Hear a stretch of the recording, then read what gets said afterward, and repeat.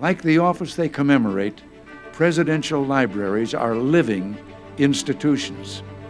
Certainly it is my hope that the Reagan Library will become a dynamic intellectual forum where scholars interpret the past and policymakers debate the future. Welcome to the Ronald Reagan Presidential Foundation and Institute's virtual event series. To fulfill President Reagan's mission of making the Reagan Library a dynamic intellectual forum, our Center for Public Affairs programming offers lectures and forums presenting perspectives on important public policy issues of the day. Each year we bring you 20 to 30 events from politicians, authors, members of the media, business and military leaders, and more. During the 2020 closure of many businesses across our great country due to COVID-19, the Reagan Foundation switched to virtual programming to ensure that we were still delivering world-class content, even if you couldn't get to our hilltop to watch it in person. Now that the Reagan Library Museum is back open, we are holding hybrid programming, whereby some are in person and some are virtual. We hope you enjoyed this virtual event. In this week's Center for Public Affairs virtual event, we bring you a look into the pandemic that shut our nation down for most of 2020. As we all know, a new virus descended on the human species in 2019, wreaking unprecedented havoc. Finding out where it came from and how it first jumped into people became an urgent priority. In today's virtual program, we speak with Matt Ridley, an award-winning author, economist, and a Wall Street Journal columnist, and Dr. Alina Chan, a molecular biologist who specializes in gene therapy and cell engineering, who joined together to try to solve this mystery. The outcome? A new book called Viral: The Search for the Origin of COVID-19. In the book, the two grapple with the baffling fact that the virus left none of the expected traces that such outbreaks usually create. No infected market animals or wildlife. No chains of early cases and travelers to the city. No smoldering epidemic in a rural area. No rapid adaptation of the virus to its new host, human beings. To try to solve this pressing mystery, Viral delves deep into the events of 2019 leading up to 2021. The details of what went on in animal markets and laboratories, the records and data hidden from sight within archived Chinese reports and websites, and the clues that can be coaxed from the very text of the virus's own genetic code. They joined us today to share some of the insight they learned while researching the book. We now invite you to enjoy our virtual program with Matt Ridley and Dr. Alina Chan, joined in conversation by Reagan Foundation and Institute Chief Marketing Officer, Melissa Giller. Thank you both so much for joining me. We're joined here today by Matt Ridley and Dr. Alina Chan, author of Viral. Really excited to get into more about the book, and I have some questions that we're going to be asking, and I do want to know more about the two of you, but I'm going to start by just sort of talking about COVID personally. We all have our stories, of course, and I remember watching the news in January of 2020 and watching what was happening in China. And then even in February and early March, watching what was happening in New York. And I'm not going to lie, I watched the TV in disbelief. And I'm like, this is the flu. I'm like, what is going on? I don't understand. And then as things started shutting down and New York shut down, and then of course March of 2020, the United States shut down, the Reagan Library where I work shut down, and we didn't reopen until May of 2021. It just such a whirlwind for everybody, and learning what the disease was and what it meant, and watching people lose loved ones, and watching businesses be closed. Now that we've been through this, do you think, let's start with Dr. Chan, Alina, if another pandemic hit this world in 10 years or 15 years or even 100 years, do you think we've learned enough that we might react a little bit faster this time around? I believe that we have identified the challenges that are likely to happen when the pandemic hits, but I'm not sure that we have already implemented measures to make sure that when we have a pandemic next time, we respond in a timely manner, in a measured manner, and that we have a way to trace the origin of that pandemic. So there are things we have to act on right now in order to make sure we are prepared for the next pandemic. So what would you say are those things that we need to prepare for? So there are many things, and there are commissions being planned to investigate and flesh out those protocols. But for Matt and I, our whole focus is on tracking the origin of a virus. And that's important for multiple reasons. The first is to inform strategic responses, so ways to prevent the next pandemic. These have to be tailored to how these pandemics are occurring. So it could be from nature, or it could be related to research or laboratory work. The second is to set a precedent. So if we show in COVID-19 that there's no way we can hold any country accountable, there's no way we can track the origin of a pandemic that might have come from a lab, that might incentivize bad actors to behave recklessly or with bad intentions to start outbreaks. So we have to do that. And the last thing is to really find a human resolution to this pandemic. We've all been affected in some way or another. We deserve to know the answer. So it's not like we can just forget that this pandemic happened or say that the origin doesn't matter. Yeah, and we're going to get into some of that a little bit in my questions as we go later, but I actually want to take a few steps back, and maybe Matt, you can answer this. As we were setting up, you guys joked that you just met for the first time in person. I think you said just a week or two ago. How did the two of you, considering you're in different countries, how did the two of you meet and then decide to jointly write this book across continents? Yeah, well, we met in person only yesterday, as it happens, and that was in order to unbox a pack of books, which we'd already written. So the encounter between us began in May of 2020. I was writing an article for the Wall Street Journal.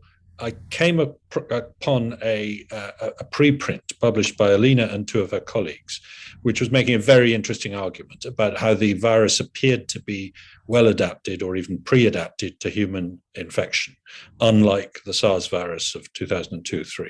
And this coincided with a number of other lines of evidence that seemed to suggest that we needed to take the possibility that this thing had been in a laboratory seriously.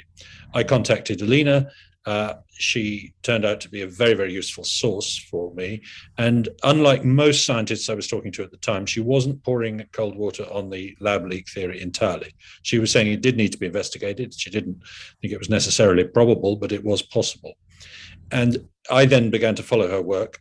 She had shot to fame really with this preprint on the topic and with other investigations she was doing. And she quickly became a go-to source for a number of writers and journalists like myself. And by the fall of 2020, I had decided that a book-length investigation was needed to really get onto all the lines of evidence of this, both ways. Still not at all convinced it was a lab or a natural event. And so I contacted Alina and said, I write books. I enjoy writing books, but I don't think I can write this one without co-authorship with somebody who really, really understands the science and can advise me and correct me and keep me right. Would you consider being a co-author? And to my amazement, because I wasn't going to go to anyone else, this was clearly the person who was making most sense on this topic. To my amazement, she said yes. She probably regretted it almost immediately. But the result was a book that we, from beginning to end, we produced in about 8 months, from first sentence to last minor edit as it's going to press, if you like. And it's published just a year after we began talking about it. So it was a helter-skelter, rapid, intense period of work, but an awful lot of lockdown during that period in the early part of the year and again at various points. So both of us, no parties to go to, plenty of time to work, and we were bouncing texts and drafts backwards and forwards across the Atlantic very securely. We did not want anyone to know what we were up to for a long time, and trying to get it into shape. And it's been an extraordinary experience and one that has been immensely rewarding. But of course, the topic is a really, really worrying one. Mm-hmm. Yeah, and what a remarkable feat, 8 months from start to finish. It doesn't happen very often for people who are familiar with the book industry. You mentioned in your answer, you talked about the lab leaks, potential lab leaks, and I have a couple questions about that, but I'm going to start really simple for all those laymen out there like myself who, maybe I shouldn't admit this, but I'm not don't really follow science. When COVID-19 hit, I don't know if I had ever really paid attention to have heard the word coronavirus before or heard the word SARS before. And of course, it's now everyday language. Alina, I know people probably now know what they mean, but can you just give a simple definition of what those words mean? So for me, I'm a scientist, so those words are not unfamiliar to me. And for me, SARS-1 is actually quite familiar because I was a teenager in Singapore when the SARS-1 epidemic was happening. So it was just nonstop news reporting on this, pictures, film of people being quarantined in the ICU, dying, just nonstop news coverage of what you should do to avoid catching SARS. So SARS is severe acute respiratory syndrome. And SARS-2 is a very closely related coronavirus. And they are called coronavirus because when you look at them under a microscope, it looks like a sun. It looks like it has a corona of a sun. And so it was named that way. It sounds really cute, but these viruses can be very dangerous. So there are 4 of them that cause common colds in humans, and they're really mild usually. But there are 3 that are quite dangerous. So SARS-1, which emerged in 2002 to 2004. MERS, which emerged in the Middle East, and SARS-2, which emerged 2019. So there have been concerns that there are more and more of these coronaviruses primed to spill over, so transmit from wild animals into humans. But today, there are also fears that there are more and more laboratories collecting these coronaviruses and experimenting with them in ways that might risk lab escapes. And again, we're circling a lot of the things we're going to talk about, but thank you for that definition. I think for, again, someone like myself who doesn't follow science perhaps as closely as I should, and reading the history of different viruses, and I read about, I believe it was 2012, in the copper mine outbreak, and I was sort of surprised at reading it and how similar some of those symptoms were to what we had today.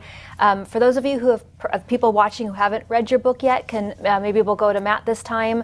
What was the 2012 copper mine outbreak, and how does it or does it not relate to COVID-19 of what we have today? Right. Well, in April of 2012, some people were shoveling bat guano in an abandoned copper mine in Mojiang County in southern Yunnan, in the far southwest of China, near the Laos border. And 6 of them fell ill and were hospitalized. 3 of them died. The other 3 just recovered. But it was a form of novel infectious pneumonia that the scientists and the doctors treating them thought was almost certainly a SARS-like virus that had caused it. And there was some direct evidence for that in terms of antigens, but there was also suspicion because they'd been so close to bats. Now, it's known that SARS-like virus's natural reservoir is in horseshoe bats, a particular genus of bats that tends to live in large colonies in caves. And so this was possibly the first time that a direct infection from a bat to human had been detected. So it was of great interest to virologists. And the Wuhan Institute of Virology, which is located more than 1,000 miles to the north, sent expeditions to this mine on at least 7 occasions over the next few years in order to try and isolate viruses in these bats and identify which ones were causing this illness. When the pandemic began, 6 years later, when the pandemic began 7 years later, the closest relative to SARS-CoV-2, the virus causing the pandemic, turned out to be one of the viruses they had collected in this abandoned copper mine 8 years before, which was in the freezer in, of all places, Wuhan, because that's where they'd taken all these samples. But in publishing this information, the scientists changed the name of the virus, gave no reference linking to their previous discovery of it, and therefore left a cold trail that took a couple of months for others, including myself, to solve as to where they'd found this, who had found it, and whether it was connected with a human outbreak, which was a very important piece of information. So we were immediately rather concerned that there wasn't full transparency here about the link between something that happened 7 years before and the pandemic. You know, and I have a couple of follow-up questions to that. Might go a little bit out of order of what you just said, but I remember reading in your book when you talked about how in December 30th, I think it was, of 2019, a whistleblower in China released information about COVID cases in China. That whistleblower did get in trouble. And then it was later reported that there were cases prior to December 30th. Do you think, it's kind of two questions, and maybe Alina, you could answer them. Do you think that the spread of COVID-19 could have been slower if China hadn't been so secretive? And why is China so secretive when it comes to things like this? Because it really is, it doesn't just hurt China, it hurts the whole world. So I think there's a pattern of behavior here that we've seen even with SARS-1, is that there was a cover-up of that SARS epidemic as well. So it's not unexpected. In fact, I'd say it's not surprising at all, and we should expect almost any country actually to not want to reveal that they are the source of a novel emerging epidemic. So if we turn time back to late 2019, this was a novel SARS-like virus emerging in central China, where these viruses are typically not expected to be found. At the time, I don't think many people thought that it would become a pandemic of this scale. So there might have been this impression that they could clean things up before anyone else found out. And unfortunately, we are learning that that should never be the assumption going forward in future outbreaks. We should never assume that this can be cleaned up before anyone else finds out. We need a new system where in real time, information about emerging cases like pathogen sequences, everything goes online immediately, internationally, so everyone can start developing countermeasures, vaccines and therapeutics, and diagnostics, very important. Speaking of the spread, and actually going back to the copper mine story, in your book you talk about SARS cases in 2002 or 2003. You talk about the copper mine in 2012, and then of course COVID in 2019.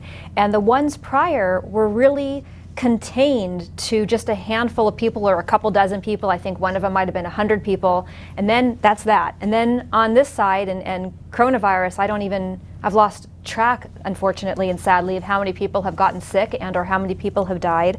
And originally that was going to be my question. What's the difference? Why? And then in your book, I learned about the furin cleavage sites, and I'm not sure if that actually is the reason for mass spreading. So for those who haven't read the book, and also I could be wrong with my answer, we can go to you, Matt. What really is the difference between a SARS outbreak where maybe 45 people get sick and a SARS virus where hundreds of thousands of people get sick? Well, just to be clear, the original SARS outbreak did infect a significant number of people and kill about 8,000. So it was a big outbreak, but it was not a particularly infectious virus, and it was possible to bring it under control in Hong Kong, in Canada, in a number of other countries that it reached. But you're right that immediately after that, while studying the SARS virus in the laboratory in Beijing, in Taiwan and in Singapore, there were leaks. There were cases where researchers themselves got infected.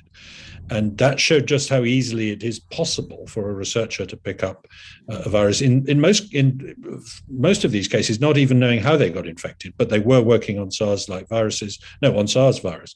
And because by then SARS was extinct again in the human population, it became very obvious that these had originated in a laboratory. The difference in this case is that this virus arrived, as Alina was one of the first people to point out, in a state where it was very infectious in human beings. It was well adapted to entering human cells. And the part of the reason for that, mostly its genetics had reached a point where it was comfortable with humans. Now, this means it's either been circulating in the human population for quite a while undetected, or it means it's been in human cells in cultures in the laboratory as well. These are the possibilities we probably need to consider. And one of the features that makes this virus so infectious and so easily caught is this thing called a furin cleavage site. It's a small piece of DNA text, RNA actually, but of text in the genome of the virus, just 12 letters out of 30,000. But it's an addition into this virus compared with all other SARS-like viruses. It's not present in all the others. There's a gap where it is in the other ones, as it were. So somewhere this has acquired this little piece of text. And the effect of that text is I won't go into the details of the protein structure and how it gets changed, partly because I'll get it wrong and Alina will correct me. But the effect is to change the way the virus behaves as it moves from cell to cell, and to enable it to use a chemical in our own body called furin to achieve greater infectivity. And so this little piece of text is probably a big part of the reason why this virus has caused a pandemic when SARS didn't. And therefore, finding out where it acquired this piece of text is quite important. And that leads on to another part of the story, which I suspect Alina can pick up on better than me. Well, then I think we need to go to Alina to hear what the next part of that thought is. Well, so our book is the perfect resource for anyone who wants to find out about the furin cleavage site, but it has recently become a very hotly debated feature of the virus, and that is because of documents that were leaked in September 2021 relating to the EcoHealth Alliance, which is a New York-based organization. It is the longtime funder and collaborator of the Wuhan Institute of Virology. And the documents that were leaked were from March 2018. They revealed that the EcoHealth Alliance, together with the WIV and other collaborators, had pitched a research proposal asking for $14 million and this work included this project where you would look for novel, rare furin cleavage sites in rare SARS-like viruses in the wild and put those into novel SARS-like viruses in the lab. And so, when SARS-CoV-2 emerged in December 2019 and its genome was published in January 2020, why didn't anyone on those grant documents, there were many collaborators, why didn't anyone say a single word about this? Why didn't anyone say, actually, there was a plan in early 2018 where we would put these novel furin cleavage sites that would confer a large infection advantage to novel SARS-like viruses? So there is really a lot of mystery, and the book doesn't conclude anything. It in fact tells you there is a lot more to be learned, and we have to have an investigation. Yeah, I was going to ask about that, but my next question is literally right how you started your answer, Alina, and I'll turn it to Matt. I found it so interesting that in a handful of places in your book, you talk about how we got the information that we got that led to whatever that discovery might be because of people who were anonymously posting on Twitter. You used someone like, I think the handle is Seeker, and a handful of other people. Where are these people getting their information? And how do people know to trust that information? So is it helping solve science, or is it hindering science? Well, in this case, it's an extraordinary story, really, because by far the best sources for us, for anyone else who's working on this topic, in terms of finding out what went on in the years leading up to 2019 in and around the Wuhan Institute of Virology, were not mainstream journalists, were not mainstream scientists, were not mainstream intelligence agents, but were open source analysts or internet sleuths, as they call themselves.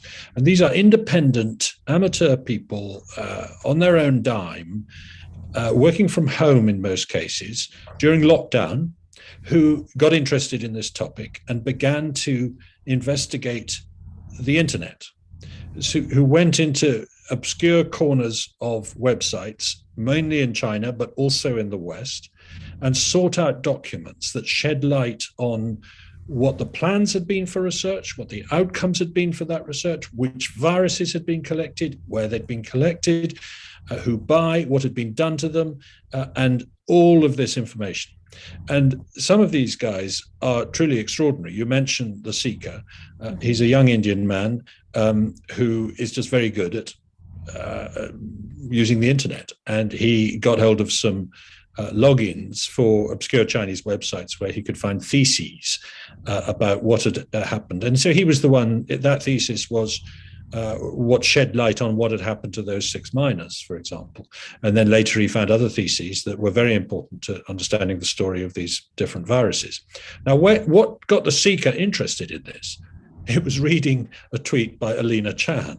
So there's a sort of circularity here, that we are using the information that he's got, but And then Francisco Rivera is another one doing similar work, extraordinary Spanish guy who just knows how to look for entries in databases, stack them up in order, look for missing gaps, work out what's happening, and compile an enormous database of what's happening with these viruses, very similar to the one that caused the pandemic. And so these guys have been, without them, we would not be anywhere near an answer to what happened leading up to this pandemic. And we would probably still be saying, well, it just must be a market animal. I know we've tested 80,000 animals in China and not one of them has tested positive for the virus. And we've not found a pattern of food handlers being infected like we found with SARS. But that's the only explanation we can think of. Instead of which, we've found this much, much warmer trail leading through experiments in laboratories on these kinds of viruses in, of all places, the city of Wuhan, not anywhere else. And that's an important piece of documentary evidence that needs to be understood. But it's not come from official sources. Yeah, I find it so intriguing. And you just said, and you said it again maybe a couple of questions ago, and maybe I'll have Alina answer this. As you just said, animals, right? There's a lot of talk both in your book and in the news stories that SARS can be transferred from bats and bat guano. You have an entire chapter talking about both pangolins and the Wuhan market, where they sell perhaps not alive animals, but they found out later that a lot of them were alive, and all the food handlers. Can you maybe briefly discuss, for us in America that may not be used to, wild animals like this, what is the relationship between some of these wild animals and SARS, and how does that then get transferred into humans?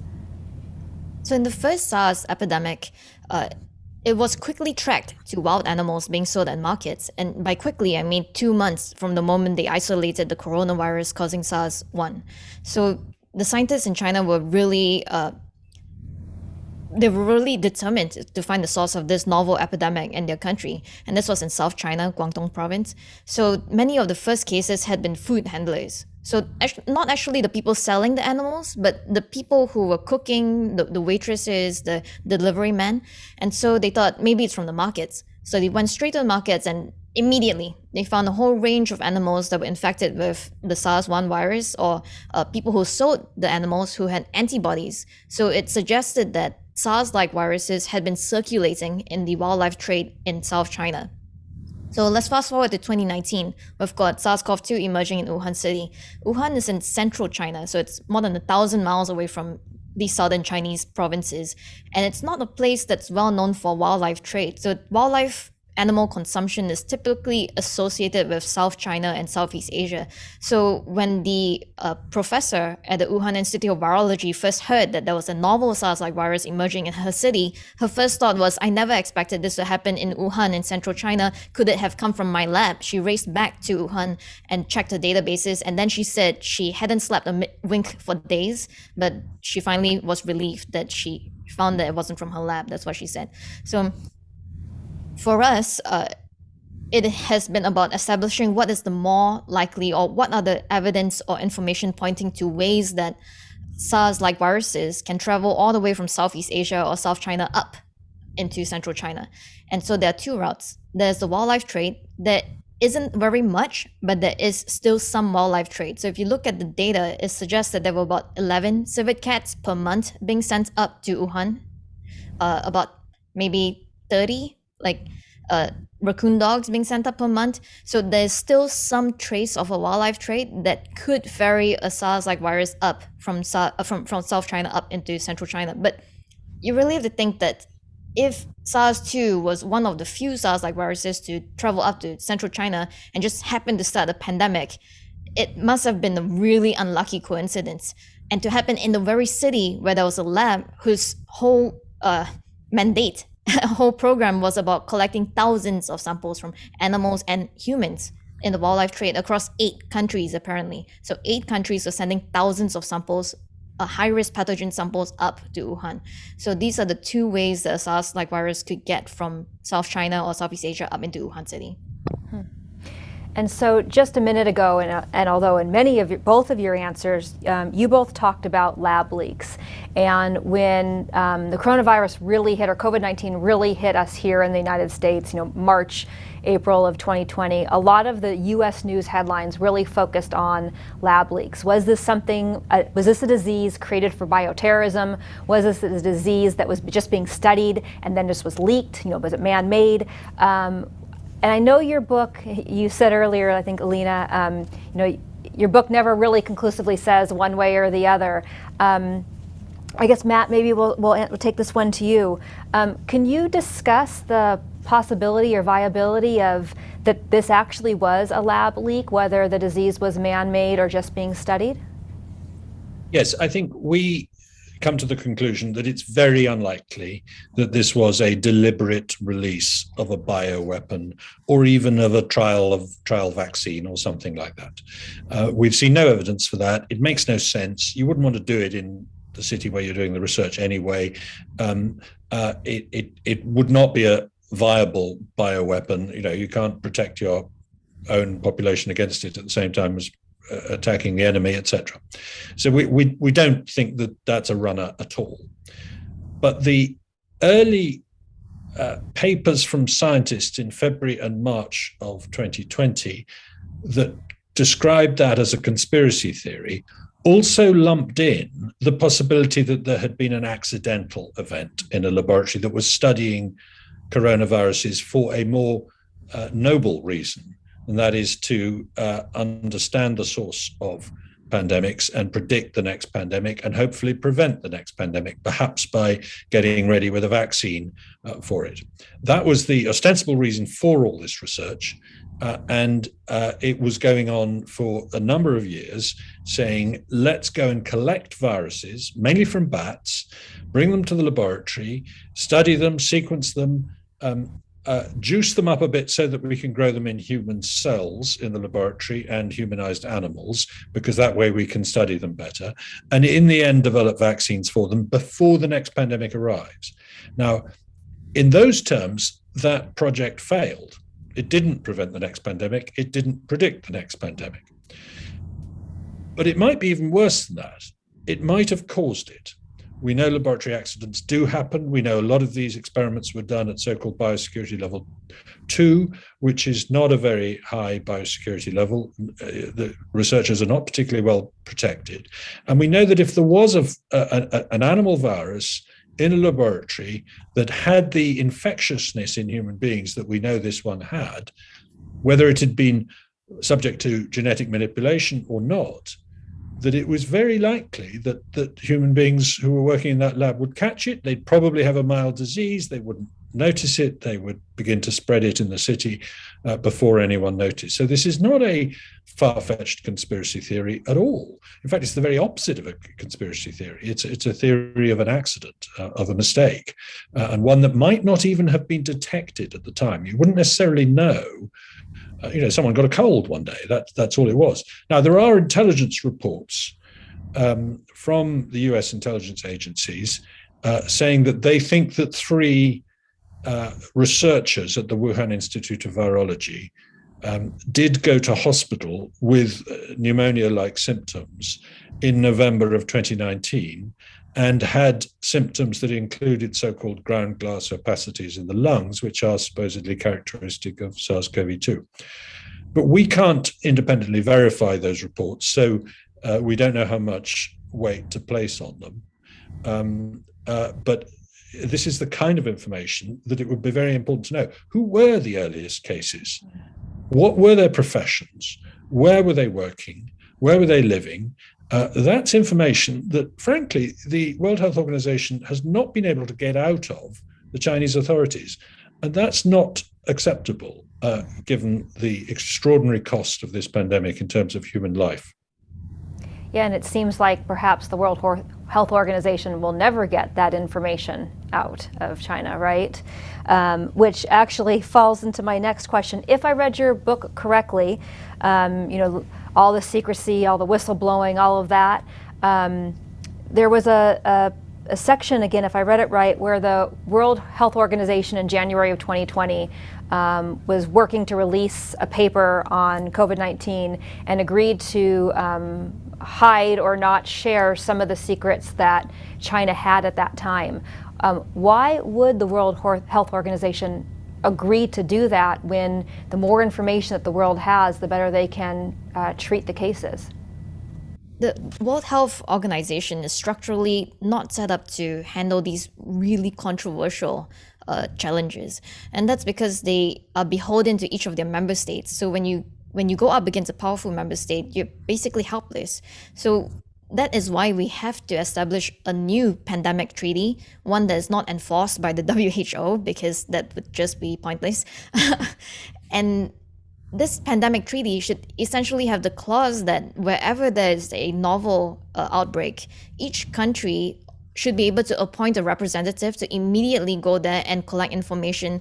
There's no begging or knocking on the door saying, please, can we come in, and then waiting for one whole year, which is what the WHO did before they were allowed to go into China. And even then, they were just sent on a victory tour. Basically, they went to a museum where they were shown how well China had handled the crisis. They were sent to the cold chain storage area, so where they put all the frozen shipments in markets to see how likely it was that the virus might have come from a frozen pack of meat. And then they were sent to the Wuhan Institute of Virology, and instead of being shown the BSL-2, the lower biosafety level labs where the work had been done, they were shown the top level biosafety 4 labs, and they looked at it and they said, yeah, nothing can escape from here. But I'm like, that's not where any of the work was done. So we need a new system. We cannot rely on the World Health Organization to track the origin of novel emerging pathogens. What do you, just to follow up, we'll stick with you for a second. What do you think the viability is of actually being able to create such a new organization? So it might not have to be a new organization, but a treaty. So just something that every country signs on to and doesn't require the World Health Organization to enforce. So the enforcement should kind of be written into the treaty, right? So what happens if in the future, maybe it's not China, but maybe it's any other country, maybe it's even the US. So what happens if that country decides that, no, you can't come in to investigate?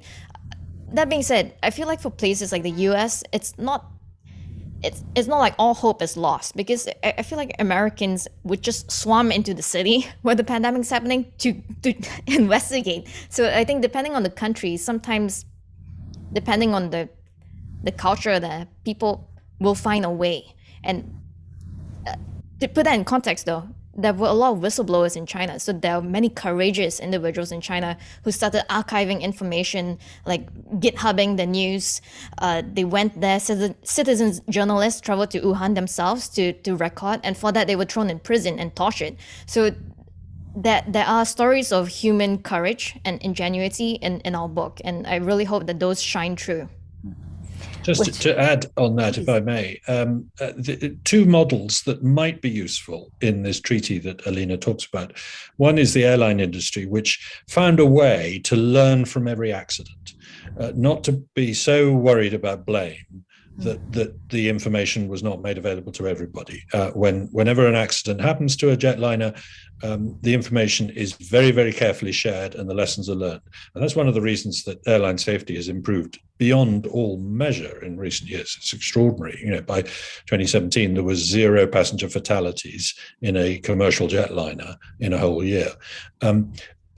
The other example is the International Atomic Energy Agency, which essentially looks at nuclear proliferation and other issues, and has some teeth in terms of getting countries to tell them what is going on. Now, the way to do this is for willing countries in the West to sign up to such a treaty and get as many other countries to do so as they can, saying, look, when there's an outbreak, we promise to share the information fully. We will even trample on our own, secrecy, military secrecy, if necessary, if it's serious enough. And that way, more and more countries sign up to it. And eventually the countries that won't sign up to such a treaty are shamed or or in some sense ostracized and not allowed to collaborate in research projects or something like that. That's got to be the way it's going to come about, I think. But it won't be easy, I admit. Do either of you think is such a treaty being discussed?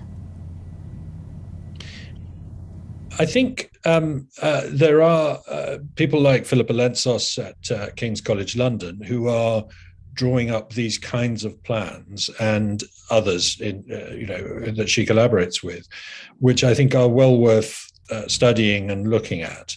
And I don't know how far they're going to get. It's not a topic I'm expert on, but I don't feel that it's being discussed nearly enough at a high enough level. It's not, for example, a subject on the G7 or the G20 agenda, and it should be. Interesting. I only have one last question. I'd like to ask both of you, so probably isn't fair because I'll have Alina go first, so by the time we get to you, Matt, you might not have anything else new to say. But for people reading your book, is there a message or a takeaway that you hope that they conclude the book with? And Alina, we'll start with you. Well, we decided to write this book because we felt that this question was so important to catch everyone up on. And so a lot of people are just recovering from this pandemic and are starting to ask, where did this come from? Why is this happening? And I hope that this book can provide those answers in a very facts-based and objective way. We didn't write this book for anyone with any particular political leaning or any beliefs. Like, this is for everybody, and it's all facts. So it's just you read it and you find out about all of this information about the type of research that was ongoing, not just in China, but elsewhere around the world. You find out about the wildlife trade. You find out what happened when people tried to investigate the origin of COVID-19. And so we knew that such a book had to be written and quickly, because we might not know the origin till 5 or maybe in 50 years from now, when a whistleblower feels that it's safe to tell us a story. But we need some answers. I would say we didn't set out to write a detective novel. And we were determined not to let the narrative get in the way of the facts. We weren't going to write breathless sort of narrative of the, he was breathing heavily as he walked up the stairs kind of paragraph. But as we pieced the story together, we found that revealing the facts as we found them out, as others found them out who we relied upon, had the form of a detective novel where the clues gradually emerge from the story. And we tried as far as possible to let the story tell itself. Alina picked me up once or twice, and said, hang on, you're leading the witness here. You've written a paragraph here that implies where you want the reader to go. We shouldn't do that. We should let the reader make up their own mind, but present them with as much information as possible. And it's not up there with Agatha Christie, but it does have elements of a detective novel at the end. Yeah, and as a reader, I can attest. It's part history novel, part science textbook. As you said, very fact-driven. I learned a lot. And for anyone watching this and our Reagan Library members, I really recommend you go out and purchase a copy. The copies here at the Reagan Library are signed by both authors, so it's an added bonus. It's so important to learn about, as you say, learn about the origins, get a better understanding of it. I want to thank both of you so much for your time. It was a pleasure meeting both of you, and we wish you the most success in this book tour you have. Thank you both so much. Thank you very much. Thank you for joining us for today's virtual programming event. We hope this conversation has inspired you to share what you've learned with your family and friends, and that you'll join us again for an upcoming event. And let me offer lesson number 1 about America. All great change in America begins at the dinner table. So tomorrow night in the kitchen, I hope the talking begins. And children, if your parents haven't been teaching you what it means to be an American, let them know and nail them on it. That would be a very American thing to do.